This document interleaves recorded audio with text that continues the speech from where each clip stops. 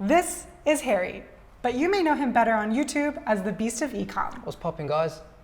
Last year, Harry's dropshipping store made over $5 million in revenue. But Harry isn't an overnight success. He earned every dollar of that revenue through years of e-commerce experience. Today, Harry will share 5 products that new dropshippers should start selling now and 1 product to avoid. Along the way, I'm gonna ask Harry about niche versus general stores. I'll ask how he markets his products and how he finds his target customers online.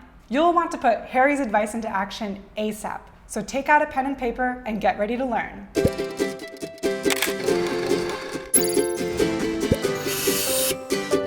So Harry, 5 million revenue is a huge figure, but I'm sure it took you quite a while to get to that point, right? Yeah, for sure. So I didn't start straight away just jumping in and spending that amount of money on Facebook and generating these kinds of numbers. I did pretty much start with a small store. Pretty much like a lot of these viewers, you have to start somewhere. The store was small, but yeah, we kind of build up over time to those sorts of numbers.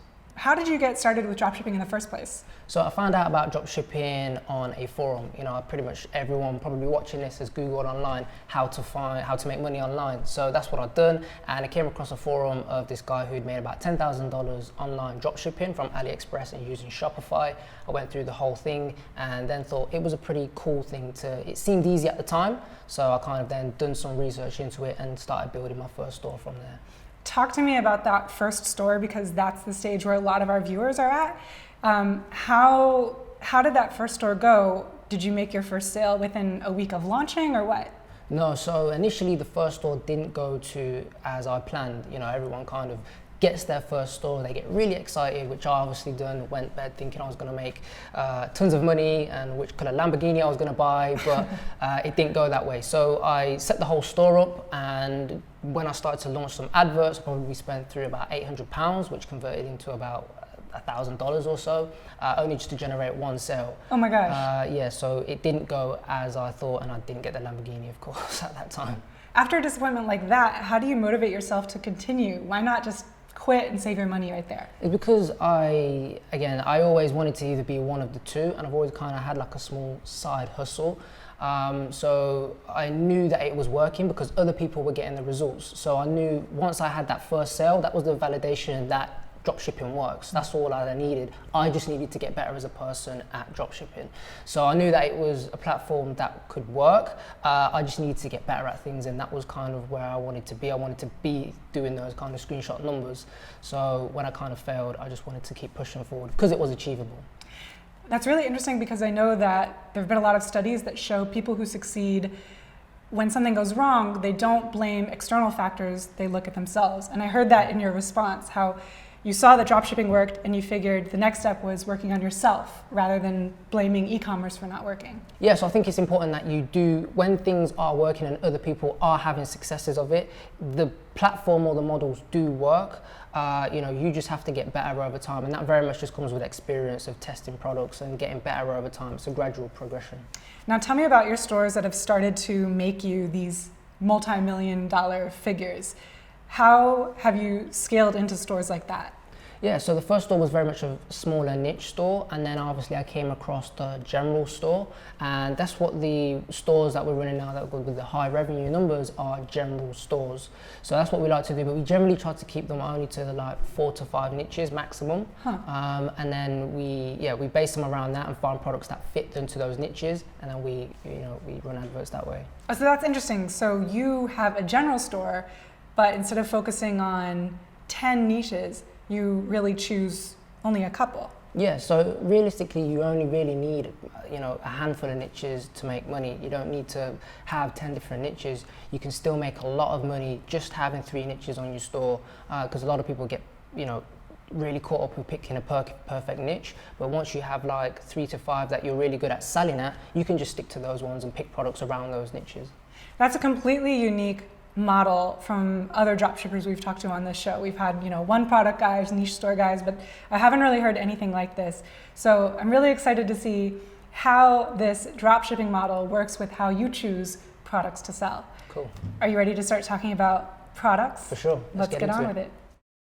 Okay, this doesn't look very interesting at all. It looks just like a screw that I could pick up in a hardware store. Not like I'd have any idea what to do with it because I'm not very handy, but it's definitely not something I expected a dropshipper to recommend. Can you explain this? Yeah, for sure. So basically what it is if you've got a drill or if you've got a screw that you cannot get out, for DIY people when they're working on a project, what they'd do is they'd buy these things here and they'd put one part inside of the drill into the screw, and then they'd turn it back out, flip it this way, and then remove the screw that way. So it's a way of being able to remove damaged screws. Okay, I think I get it, but I'm really not sure how you would come across this as a good product to sell unless you were really deep into the DIY niche, and maybe you are? Yeah, so we sell, one of the niches on our stores is very much tools, and tools is a fantastic niche. It's not sexy, right, but it very much is a lucrative, especially when the product solves a problem, which this does. It's very lucrative to sell products like this on dropshipping stores. Yeah, I guess if someone is doing a lot of DIY work, they're definitely running into a lot of problems. For sure. And so if you can identify what solutions there might be, that would really help. Mm-hmm. But you're not particularly handy, right? Not at all, no. So how are you familiar with the problems that the DIY set would have enough that you can choose dropshipping products for them? Sometimes you don't have to know a niche inside out to be able to identify what is a problem for the actual niche. Sometimes it's kind of self-explanatory. So like on the AliExpress for this one, they had pictures of it actually in action. So the picture of someone using it, and it's like, okay, if I'm personally not a DIY person, however, if I had that problem, I could see that this would fit and solve that problem. So sometimes it's a common sense thing. Let's go into the AliExpress page for this. Now we're on the AliExpress page, and talk me through a little bit what you saw here as you were looking at this product that made you think, I think I've got a winner. Okay, well, first and foremost, I always like to look at the seller ratings. So you can see that these guys are over 98%. So that's one thing that you always want to be having a look at. And also on top of that, you can see that they've been in business for over 2 years. So that's very important to look to make sure that, of course, that they are in business, and they can fulfill the product when you start to scale it. On the subject of orders, I see this product has almost 2,000, and I know some dropshippers would wonder if that means the product is saturated. Yeah, so some people do seem to look at the orders count as a way of saying, would the product be saturated or if it isn't. I very much go off if the product fits a certain criteria, then you should still go ahead and sell it.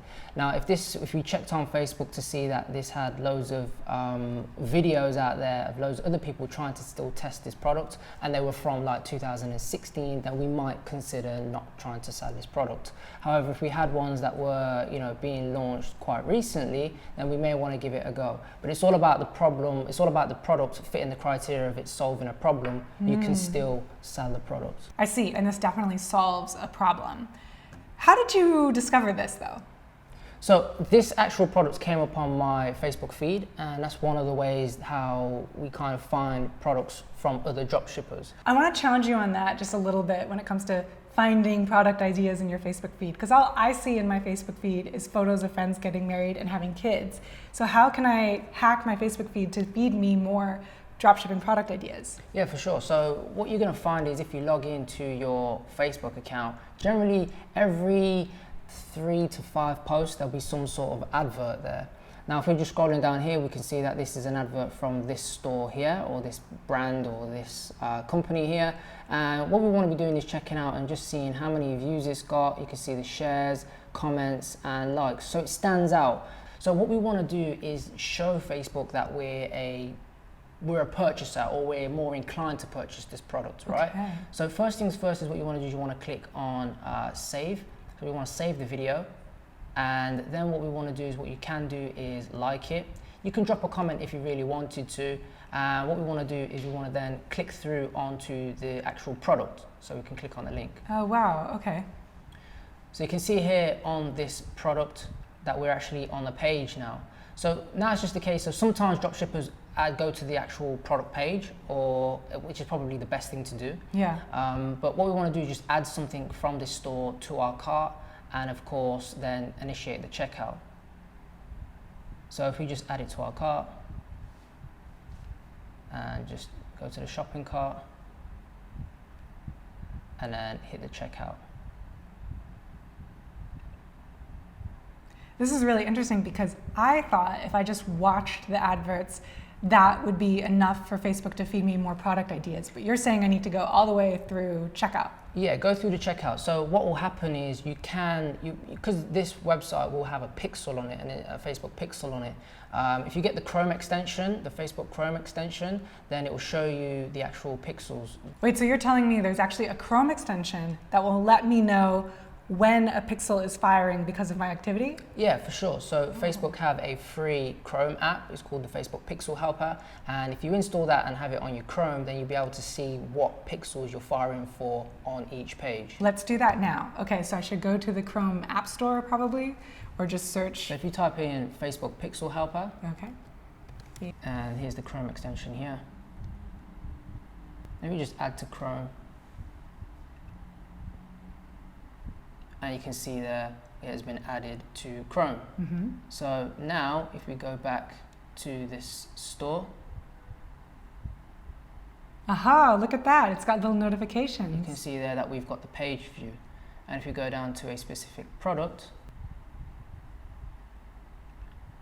we can see that we're being triggered for the view content as well. And then of course if we add it to our cart, and now what will happen is the add to cart has been triggered. Right. So what you're saying is basically this pixel helper will let me know when the pixel is firing. But how does that help me as a dropshipper? So the more you do this, the more data you're giving to Facebook to say, hey Facebook, I'm a potential buyer. So that way Facebook are always going to be showing you then stuff, because Facebook at the end of the day want people to buy advertisers' products, right? So what they're going to then do, if you're going all the way through and getting up to initiate checkout, you're more likely person to buy that product rather than someone who's just scrolling through the advert, clicking like, and then scrolling through again. I see. So basically we're telling Facebook, I'm totally addicted to online shopping, show me all the adverts you can, and then Facebook will, as a result, show us a lot of dropshipping advertisements. Yeah. And then through those dropshipping advertisements, we can potentially find products to sell like this drill bit product. Exactly that. Really cool. That's a really cool hack. I've learned a lot with this product already, so I'm really curious to see what you can teach us with the next product. Shall we move on? For sure. Let's do it. Okay, so we've got product number 2. It looks like something else that I'd use with a drill. Quit screwing around, Harry. Give me something different. Is this really something that can sell on a dropshipping store? Yeah, for sure. The reason why it is because it solves another problem. And they're the two main criteria. Well, one of the main criteria is of course, the product solving a problem. And you may not know what this does at the the surface of things, but it does solve a problem. Again, in a DIY niche, what it basically does is if you have a drill, and what you do is you put your drill bits in there. Okay. And this is where the drill would go. You trigger the drill so that it spins around, and what it will happen is it will start to sharpen your drill bits. I see. Oh, okay, that's really interesting. Okay, so this is a cool product, it solves a problem, but again, how did you find out about something like this? Yeah, so rather than using the Facebook feed to find products, which is obviously a free way, there are other ways and there are paid tools that you can use to find products as well. Interesting. We actually haven't talked a lot about that on this show before. Could you show us some of your favorite tools for finding these products? Yeah, for sure. Cool. So what we want to do is, one of the ones that I like to use is AliShark, and this is basically an AliExpress research tool. Another one that we like to use is Ecom Hunt, and another one which is a good one is Sell the Trend. Okay, so we actually logged into Ecom Hunt. Can you tell us what value you find in a site like this? Yeah, so basically using websites like this, like I've mentioned, very much shortcut the time to find products that may have potential. So instead of constantly scrolling down your feed all day, this very much helps you shortcut something that may pass the criteria and that you might want to test quickly. So when you go to a site like this, Do you do particular searches, or are you just here to browse their curated selection of products? So I always like to go newest first. Again, oldest first, you may start to find saturated products, but it's generally defaulted to newest first. So what I'd be like to do, and again, if you've got any sort of categories that you're specifically selling in, then you can obviously choose those here. But me personally, even though we are in specific niches, I just like to see everything possible. So I'd always leave everything completely open like this, and then just go down the newest ones first, and then scroll them down. Anything that kind of catches my eye, I'll then dive into it and see what kind of metrics on there to see if it's worth taking it a step further. And so do sites like this give you any new data on a product, or how do they make their selections of what's trending? So what they do generally is they'll base it off kind of something else that's maybe working out there now. So if we scroll down here, we can see we've got like a Facebook ad here, we've got the Alibaba link and an AliExpress link. So yeah, what we generally do is just like to see if or not it's got the potential. Again, so I might log in here and see, okay, the profit margin is not enough for me, I'll disregard it and move on to something else. That raises an interesting point, profit margins. Let's go to the AliExpress page for this. And I see that this product is actually $8. How would you price something like this? So I like to price things based off break-even point. So I always like to work out what the break-even point is and then sell it. If it fits a certain criteria, then I'll sell it. So for example, if I could work out that this product has a break-even point of when I say break-even point, I mean break-even ROAS, okay, return on ad spend.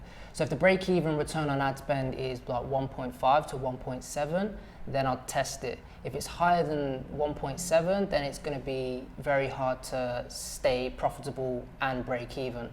Okay, you just threw a lot of math at us, so I'm going to ask you actually if we can do that in a spreadsheet so we can follow along. For sure. So this product is $8 with free shipping. How do we find the break-even ROAS, as you say? For sure. So what we'd have to do is, this is really simple. This is the most simplistic way of setting things up.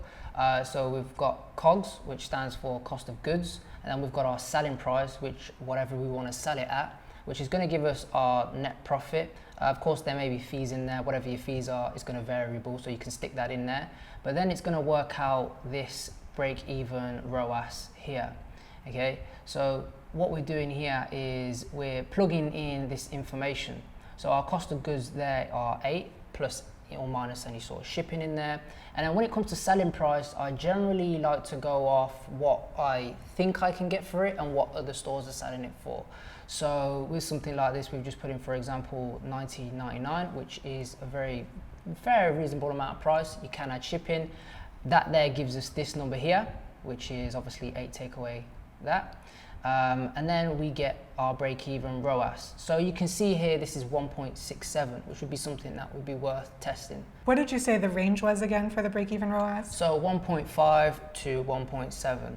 Now you can change around with these. So if we were getting the product cheaper, you can see here we get 1.25, which again is lower, but it's better. So the lower the better. Lower the better. And 1.5 to 1.7 is totally acceptable. Yeah. Say someone plugs these numbers in and it's above 1.7. What should they do? What it will generally mean is that your adverts have to be converting at least 2x to break even. So you have to have super good adverts to sell the product and be profitable. It just makes things a little bit more easier if it fits that kind of golden numbers. Okay, so a dropshipper like you could maybe get away with advertising products with a higher ROAS, but new dropshippers should definitely err towards 1.5 to 1.7 or even lower than that. It's going to be easier for you to start making those sales and stay profitable. That's really helpful to know. Okay, I think I've had enough tool time. Can we move on to the third product? No problem. Okay, Harry, so our next product is, I have no idea. Is it like a wizard hat? Or no, what is it? It's not, no. So basically what this is just a lint catcher. And basically what happens is you stick this inside of your washing machine. Okay. And what it will do is it will collect all of the lint, mostly pet hairs. And there you can take it out and dispose of the pet hair. Oh, really interesting. Now, I can see how this solves a problem, which you said is one of your criteria. Mm-hmm. But unlike the tools where I know I would target my ads at people who are interested in DIY, I don't really know how I would target something like this, because a lot of people buy lint rollers and other things to take care of this problem at a drugstore. So how do you get in front of your target audience? So for something like this, you'd be looking to take a specific angle. And the angle that I would take with this is obviously people with pets, rather than people who are just got hairs on their clothes. In terms of like lint rollers, we'd be very much going down the avenue of people who own pets and have got pet hairs everywhere and kind of just want an easy solution to get rid of them. Can you actually show me how to do that within Facebook? Yeah, for sure. Let's jump in. Okay. Okay, so we are in my ads manager here. Cool. So what you want to do first and foremost is you'd be creating a campaign. Now we can just obviously call this Lint Test. What does the WC mean? Website conversion. So that's the type of campaign. So you can see here we've got different types of campaigns. Ah, that's right. Traffic, page post engagement. But generally, if we're driving people to our store to actually purchase, we want to be going for conversions. And in here, obviously, you've got your ad set name. So we can just put in here top English. I normally just leave it like that, top Eng. 25 to 65. And then here what we'd do is we'd have our interest, but I normally leave it like that because we don't know what it is first. Then obviously we can just put in our creative, which is just a bridge. When you say top Eng, does that mean you like to target countries that speak English, like the US, Canada, all of that? Yeah, exactly. So generally the ones that are speaking English. Now, a good way to find out what those are is I like to go onto Wikipedia and just type in top English speaking countries, and you can search by percentage. And anything that's kind of over 60 to 70%, then they'll be the ones that I target. So countries like France and Spain, I generally don't target to start off with because majority of those are speaking Spanish and French. But countries like Norway, Sweden, those sorts of countries I'd add in as my top English countries. Oh, really? A lot of people don't think to target those countries, but since a lot of people from those countries speak English, I guess that makes sense. Yeah, for sure. And Germany's another one as well. Okay, so now it's time to start picking what our interests are. Now, like I said, we're going to be taking a specific angle, and our angle we're going to be looking at for this product here is people with pets. So if you're scrolling down here, and obviously here we'd have in all of the countries that I previously mentioned. So again, with a product like this, it very much can be targeted for men and women. So we generally just leave this at all. Now, the ages, like I've mentioned, I generally like to go for people for 25 and over. Only because I generally find that people below that are sometimes window shoppers, so I generally like to stick at 25 and over. And like I mentioned here is our detailed targeting. So what we'll be looking at, and first thing you can do is just target, let's just say for example, we just put in dogs here, and there is the interest dogs. You can see it's a very large audience size. Yeah, 69 million. But what we can do is if we hit these suggestions, what we can do is we can find different ones which are related to the keyword dogs. So a lot of people like to overcomplicate things, but we just generally try to plug in this here and then go down and see what ones make sense to the initial interest. I have a question. Does engaged shoppers make sense? Because some dropshippers recommend that be included in an interest when you're creating an audience. So if you just got engaged shoppers and not the dogs in there, then we're just gonna target everyone who likes anything. But it's good to use if you are using it in conjunction with dogs. So an example of that is if we click narrow audience and then type in engaged shoppers, what will happen is you can see it's brought our audience size down from 69 million all the way down to 22 million. What audience size are we targeting here? So this is a very large audience size, but anything under 50 million is good. If you're just starting out, I generally recommend anything from kind of 1 million to 10 million, especially with a new kind of pixel. But a lot of people, generally you don't want to go less than 1 million, to be honest, because there's not going to be that much room to scale further, you see. So you would use multiple interests to get this audience to around 10 million or so, and that would be one ad set.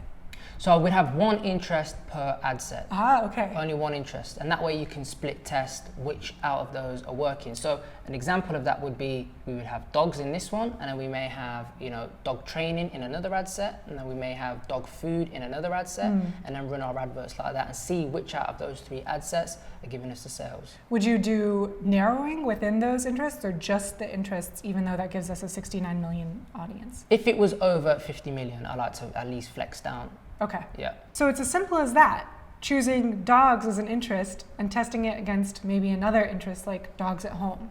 Yeah, so again, we could do dogs, we can have dog magazines, but dogs aren't the only pets, right? So of course we want to build up a different ad sets such as cats maybe, cat food, different cat magazines, and have those as different ad sets. And then we can see maybe dogs might be working better than cats owners, and we can then scale things further based on which type of people are buying the products. So do you do a lot of research on, for example, for a product like this, cat magazines or something ahead of time?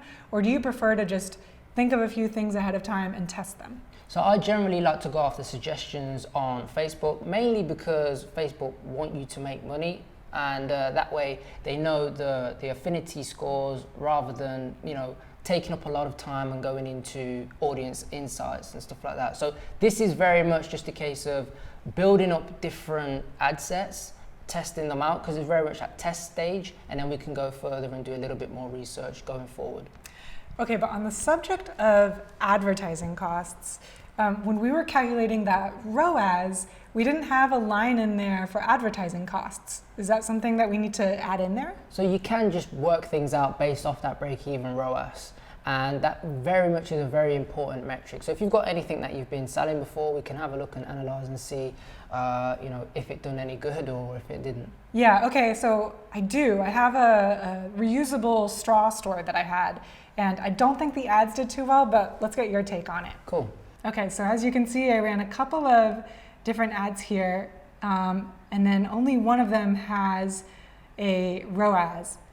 What can I learn from this? Okay, so you can see here that your ROAS here was 0.24, which from an instant glance, I'm going to guess it wasn't profitable.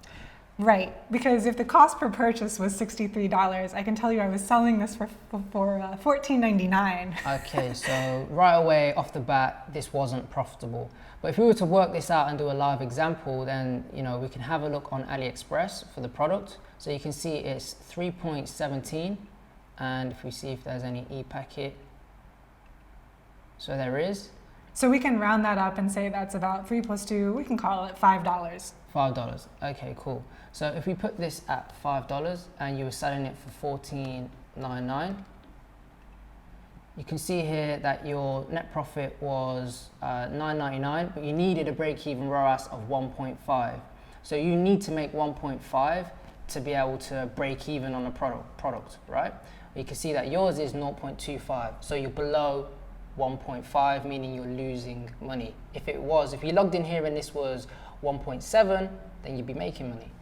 Okay, so what this is telling me though, since initially in my pricing, I came up with a break-even ROAS of 1.5, it seems like I was pricing it okay, considering the cost. So the problem with my ad and my product is not how I chose to price the product, perhaps, but it's more with the ad?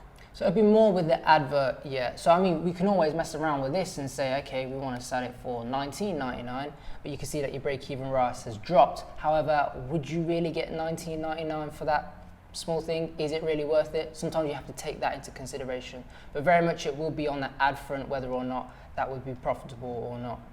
I see. So what you're really doing is taking this number after you've set your own price, and then you're realizing that you need to see this number back in your Facebook Ads Manager to know that you're breaking even. Yeah, but obviously the higher the number, we're making money. So we want to see higher than 1.3, but if we're at 1.3, we're breaking even, we're not losing money, or we're making money, we're not losing money. But if you're below 1.3, then yeah, we're losing money, we need to make some changes. Well, it's good to know that my ads are completely underperforming. That's why I've got experts like you to teach our audience how to run these Facebook ads. Let's move on to our next product. For sure. Harry, I don't know what this is. It's not something you sunbathe with. No? Put it that way, no. Okay. Am I wearing it right? No, it's not actually for adults. It's for smaller kids and children. Oh, okay. Well, what is this? So basically what it is it's something that goes in the back of your car. And what will happen is you put it around your chair for kids. And what they can do is they can put food on there, they can put their games on there, and they can basically enjoy themselves while in the car trip with their parents. I see. I'll kind of model it for the camera so you can see how that fits on the car seat, and then I can see this being really practical for parents who have kids that want to play with their Legos or something completely impractical to play with in a car. Exactly. Okay, let's take a look at this product on AliExpress. Looking at it, one of the things I noticed right away is it's $10. So it's a little bit expensive even with free shipping, and with ePacket that actually adds $2 on top, making it about $12. How can a dropshipper find this product for less? So you can always test it at this price, but if it does take off for yourself, then you can always get a better price from the supplier. How do you do that? Well, you can do something, suppliers can do is they can set up something called a VIP link for yourself. So once you're testing it and you're starting to get some orders, you're starting to build some traction, what you can then do is ask the supplier for a better price, and what they can do is they create you something called a VIP link. Okay, so if you've already shown to the supplier that you can sell this product, you can ask them for a new price, but they won't necessarily go back to this product and slash the price. Yeah. They'll kind of duplicate it in AliExpress just for you with a lower price and send you that link so you can still use it with Oberlo. Exactly. There's some live ones on AliExpress that we can actually have a look at as well. Oh yeah, let's try. For sure. So if we go to AliExpress homepage, and if we just type in VIP link and hit enter, you can see these sorts of products here. Now, some of these products don't have any product photo whatsoever. And again, if we sort by orders, we can see that some of these just literally say VIP on them. Yeah, this looks so sketchy. Yeah, so basically what it is nothing sketchy about it whatsoever. These are all suppliers, all great suppliers. Again, this one here's a top rated supplier. All they've done basically is the dropshipper has reached out to them and said, I'm selling this product, you can see I'm selling this product, give me a better price. And as you've mentioned, they've not sliced the original one, they've created a new link, and the dropshipper can now use this link at a better price. I see, so the suppliers don't want to have product photos because they're not trying to sell to customers or even other dropshippers with this cheaper price. They only want this link to be used by the dropshipper that's already making sales. Exactly, it's that relationship between the two. However, they can't secretly post something on AliExpress, which is why we can see it using this VIP link search. Exactly. Okay, but say I'm a new dropshipper, I'm not selling enough to ask for a VIP link. Is any of this information useful for me? Yeah, for sure. So even though we haven't got the product pictures, what we can do is see if it's still being sold. And again, another thing is obviously you can see the pictures here, so these may be products that you can sell. But if we just click on one of these VIP links, what we can do is we can scroll down. And when we scroll down, we can see the order transaction history. You can see there. And what we can do is have a look to see if it's being sold. And now you can see that this one is being sold or was being sold by a dropshipper named T***. So it's the same person ordering it, but they're dropshipping, it looks primarily to just German countries or surrounding countries. And you can see the date of time as well. So this was kind of like the 3rd. They were getting orders on the 3rd, they were getting some orders on the 21st, but it looks like they're not kind of using it anymore. So maybe that this product is completely saturated or the adverts have completely run out of steam, but at some point this product was being drop shipped by this T person here. It was a winning product for these guys. So when we search VIP links, we should be looking for this kind of sign of drop shipping, the same first letter, initial, probably shipping to similar countries and so forth? Yeah, the countries could be completely different. However, the name would always be pretty much the same. So you can see there, that's T. So it all looks like, if these were like T and then it was someone else, it may be that other people are using the link. But you can see that this is generally just this guy. So the whole art of this is then we can see what dropshippers are selling, kind of. Because if we scroll up here, we see there's no real details for this link.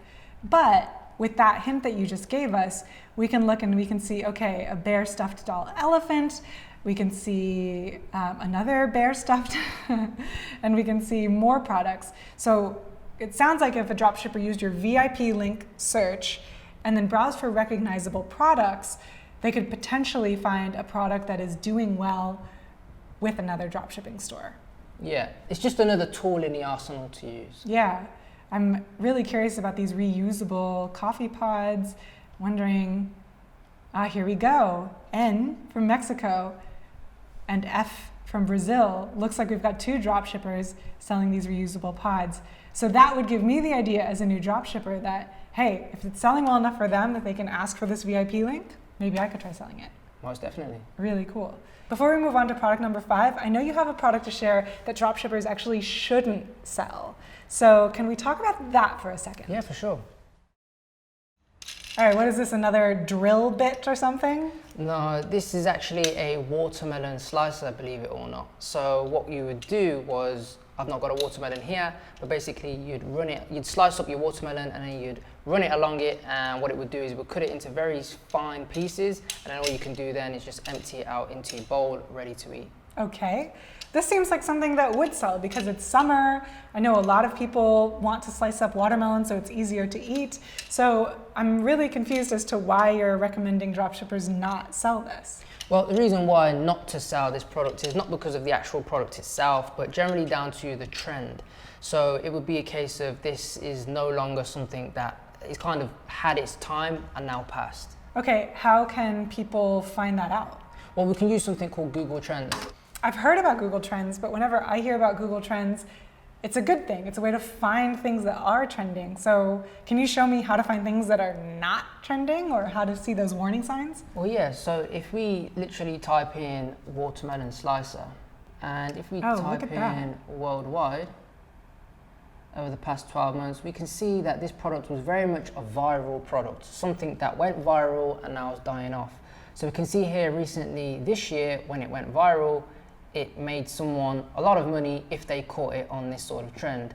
Now, as time's passed, of course, it's going up and down, and it generally looks to be in a downward spiral. So yes, you may make some sales, but after it's if you didn't catch it on this wave, then it's not really going to be one of those golden winners for you.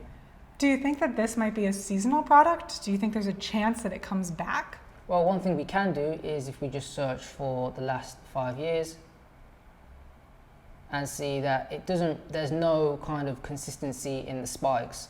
So in answer to your question, no. It looks like it maybe was a seasonal product in 2015, 16, and 17, but everyone is tired of it by now. Yeah, that's right.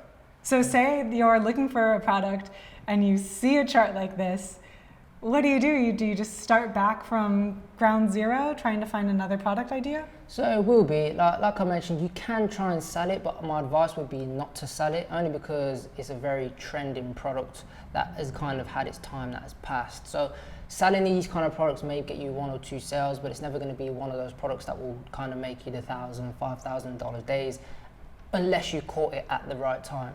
Do you always check your product ideas against Google Trends? Yeah, sometimes, and there's another thing that you can do is obviously do a search on Facebook as well. I'm wondering, what do you learn on Google Trends versus Facebook? Because Google Trends shows us how many people are searching for a product. Facebook doesn't necessarily show us that. No, but what Facebook will give you is what sort of videos that are out there and what sort of content that is out there right now. And if there's loads of videos that have gone viral and loads of videos out there with tons of millions of views, that it's been seen by a lot of people, and chances are it's probably been dropshipped by a lot of people as well. Let's go to Facebook and see if we can find these ads. Because the last time I got advice about using Facebook to find video ads, it's always about looking at recent ads. But you're kind of telling me there's value in going back further and looking at the ad performance of older ads. Yeah. Let's take a look. Okay, so we searched for watermelon cutter on Facebook, and this is what we're seeing. Yeah, so you can see here in April, in May, if we look down here, May again, April. So around that time when we were seeing on the Google Trends, a lot of these are getting tons of millions of views. You can see here, 7 million here, we've got 3 million here, we've got close to 1 million here, we've got 7 million here, 800,000 here, and we could just go on and on and on, okay? That seems to be a good sign. It seems to be a good sign. However, obviously looking at the Google Trends, we can see things are a little bit different. So things were viral at some point, but they're not viral anymore. So looking at this, we can see that there's so many millions of views, it's going to be coming to the point where it's kind of like at saturation mode. Okay, so the success of these ads is so good that we can kind of expect a new dropshipper is not going to be able to beat it. Yeah, they're not going to get the performance that they would get with something else, which is, you know, not a viral-ish product. Okay, so the whole art of dropshipping is finding products that are high potential but haven't peaked like this watermelon slicing. Exactly. If you would have caught this at the right wave, then we would have been onto a winning product. The trouble is finding those waves is a very, very hard thing to do. Yeah. How do you do it? Yeah, so one thing you can do, it's very, very hard to do, okay, but one thing you can do to find the next kind of untapped biggest thing is to start to like pages which share these kind of viral videos. You may find something which may be launched soon and been getting quite a lot of traction, but it's not being dropshipped by people yet or haven't gone viral yet. That way you can try and search on AliExpress to find if the product is there. If it is, then we can maybe onto something that we're at that peak of that trend. That's new to me. Can you at least show me one of these pages that you're talking about? So yeah, this page here is exactly what we're looking for. So these kind of pages, what they do is they share videos, they post videos of all sorts of different viral things. Some things may be products, some things may not be products. But it's a very good way to find something like, you know, we're going back here, this is 2017, but you know, if they put out this and you was on Facebook at the time and seen that these mop slippers were something that was getting a lot of comments, a lot of likes, a lot of shares, it could be something that we could find on AliExpress and give it a test. That's a great tip. Okay, I'm ready for your fifth and final product recommendation. Let's go. I swear to God, if another dropshipper recommends glasses, I don't know what I'll do. How can these be even more special than the other glasses that I've already seen other dropshippers recommend? I don't get it. Okay, so let me explain. So basically with these ones here is basically we get different kinds of lenses, and the way that they work is they're very much interchangeable. So if on one day you feel like wearing blue frames. Oh, I see. Oh, so I can completely change the look of my sunglasses. Are these gonna come off? Oh, they're pretty. No, they're on there. Yeah, so they're based on magnetic. So they've got magnets on each side and then they've got the little clip on the bridge. Okay. The magnets inside the frame are what help them stick on, and the nose bridge clip. Mm-hmm. I see. So basically I can buy one pair of sunglasses and have four. Yeah, exactly. Okay. Okay. I gotta give it to you. Now you understand. That is a pretty cool sunglasses concept. I stand corrected. Okay, I want to talk about how you would advertise this though. I can see it making a pretty good video ad, like it's pretty cool, but beyond that, what do you say about cool sunglasses? So again, the product solves a problem. So very much, again, in terms of kind of targeting for the product, we want to be talking to people who like to travel a lot, who don't want to have, because me personally, when I travel, I've got like 3 to 4 different glasses in my bag, so it's kind of much a bit of a headache. But with this, we want to be targeting people with backpacks and really, showing them the benefits of just having one pair of glasses. These are very slick in the bag, and then we can just change our looks in an instant.